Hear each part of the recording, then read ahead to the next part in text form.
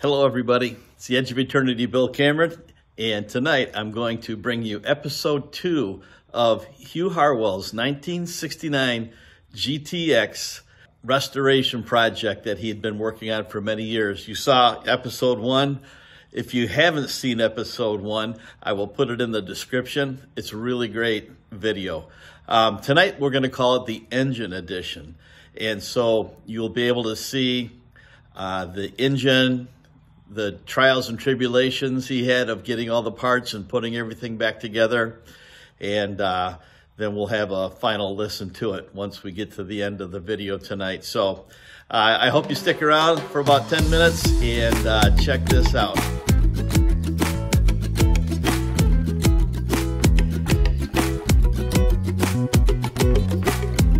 Okay, last time we ended up discussing the entire history of the build. That's where we're picking it up right now. Well, what do you say we take a look at the car? Yeah. When I got the car, the engine was, I picked it up wherever he had it, and I set it inside the car, opened the door, set it inside, and I got the block home with me. That's all I got was a short block. Yep. And I didn't, the one thing, if you ever get into a restoring car, if you're missing so much stuff, I was missing everything. Now, obviously, that air compressor, the AC compressor, was not original. Right. I made 2 changes to the car. Well, one was original. I put the original Mopar disc brakes on the front. Okay. And then I added the an aftermarket air conditioning system. And well, you said you like your creature comforts. Gotta have your creature comforts, you know. And it really was. It's a nice fitting system, but there were so many parts and pieces missing. I didn't have the exhaust manifolds. Bought that at a flea market down there by Cedar Point. I bought those manifolds at that drag strip at a flea market for $175. Now, what did you paint them with? Just a heat just resistant, a high heat resistant paint, yeah. Yep. Okay. But all the little shields, you can't see them too well here, but the brackets and the spark plug protectors and all them those little parts, you don't get them, right? And you got to have them to make it really functional. Right, you don't want to burn your plug wires up. Didn't have an alternator, didn't have a power steering pump, all this stuff. Didn't have anything. The guy that I bought the car from, I got the short block, and I said, Lester, you got to sell me a complete engine because I needed a pair of heads, I needed all the other stuff, a good crankshaft. And he goes, well, I'll sell you one, but I got to have $300 for it. I don't know if anybody knows what you're looking at. An empty, good, solid 440 core block today, they're getting over $1,000. Wow, yeah. And so I cast iron intake for it. Didn't have a carburetor. But I got like another engine to make that one whole, a good crankshaft. Yep. My crank was ruined. And but it's just a stock 440 engine, 30 over. Now you had it dynoed, right? Yeah. Well, you know, crazy. I did not use the original cast iron heads. I got a Bobby, my best friend. Yep.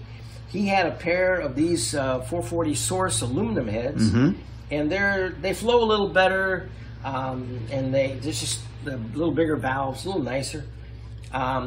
He picked them up, and I bought them from him. So it's pretty much a stock 440 30 over, carefully detailed. It was blueprinted, balanced, CP pistons, a lot of good pieces in it. A slightly modified cam, but it's really a stock 440 cam. No, that's not one of Bobby's cams? That's one of his cams. That is one of his cams, okay.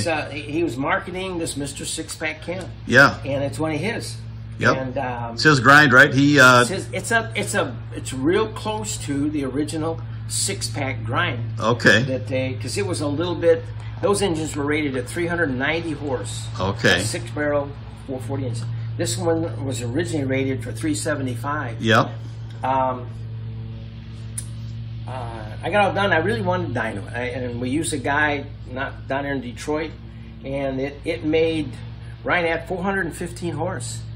Oh, good and it deal. Was really it was my engine, of course. So I was really proud of it. And it's only supposed to make 375. Yeah. It had a few little pieces in it and I was pleased with that. And then he told me on the dyno, it was a little, reading by the O2 sensors, it was a little bit fat or rich, and it would have probably, he said, if we could have jetted it leaner, it would have made probably close to 420. Yeah. So I was pretty pleased with that. And Jim is a great guy. And so I got it home. It's run in. It makes good numbers, and I just bolted it all together. Yeah. It really pulls. Oh, yeah. I mean, we've had some good rides in it already. It's got it's a stock distributor. I did put electronic ignition on it. Yeah. Anybody looks at it, they can see that. But it's got a good friend of mine in South Lyon does a real nice curve on it, so it doesn't. It comes in. This one comes in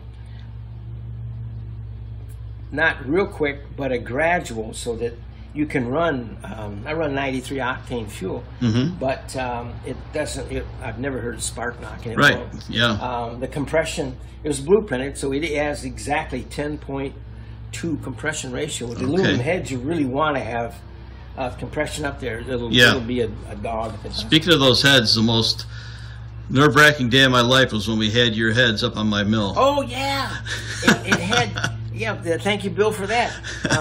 The one thing that they tell you is you may have to open up the passages where the push rods go through. And I was running a little thicker push rod, and they wouldn't work. So we put them on his big mill, and we kind of opened up this passage for the push rods. Yep. And that worked out really good. I felt a lot better when you brought that fixture plate where we could set the angles perfect and everything. And I have a lot of fun doing that. That was a fun day. Get over engineering stuff, you know. And then it was a new collection flywheel. The flywheel that came with it was not even a good boat anchor.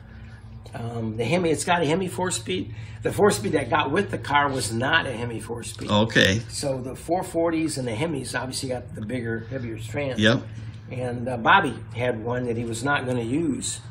And so I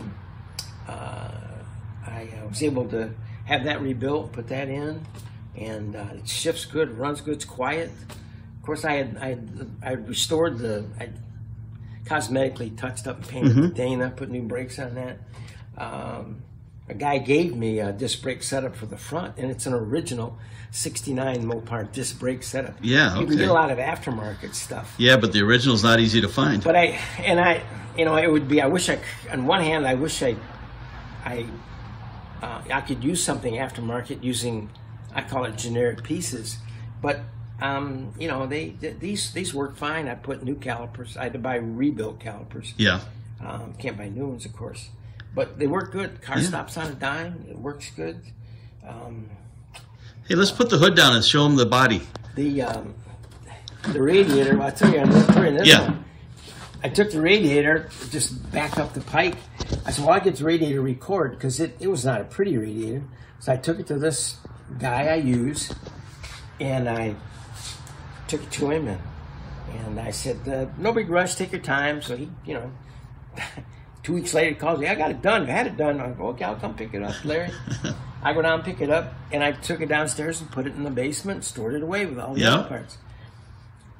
A year and a half later, I went to bolt it in the car, and the core's twisted. Oh, no. And it wouldn't sit flat.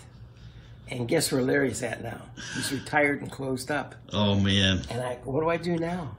So, and I got to find another radiator shop that can fix it. That can do that, yeah. And so, not everybody around here does that. They'll sell you a brand new one. So I found one up on Highland, and I go in there, and I say, I got this radiator, and blah, blah, blah. And the guy says, well, I got to charge you for that. And I go, yeah, I know. I didn't come here looking for a freebie. Whatever you want to fix it, here's my problem. What's the problem? It looks like a new core. It is a new core. Yeah, but when it's got a twist in it. It does this. It rocks. Oh, that's no good. Exactly. I said, whatever you're going to charge me, you'll have to charge me. I got to take it all apart. I know that. Yeah. Fix it. I just told you. It's okay. Whatever you got to charge me, this was not your problem. Fix it. Well, I'll do the best I can. I'm not asking for a favor, buddy. Yeah. Fix it for me. He called me 2 days later. He's, well, it might take me a while. Take your time. Yep. And 2 days later, he calls me. I got it fixed, and it'll be $60. And I go, wow. Holy smokes. I said, dude, I gave him $80. He goes, oh, I told you. I said, no, it's not your problem. I'm glad you can fix it for me. Yeah, appreciate that. So, I mean, it's silly stuff like that. Yeah. I couldn't get over it. Oh, part of the journey. Yeah, part of the journey. Now, I love this hood. The car's dirty because I got caught in the rain with it the other day. Yeah, it looks terrible. It's beautiful.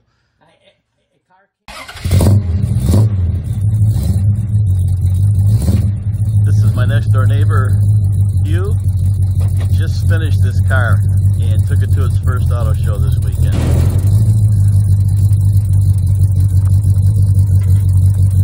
Backing it off the trailer right now. He just got back from the show. You're looking good.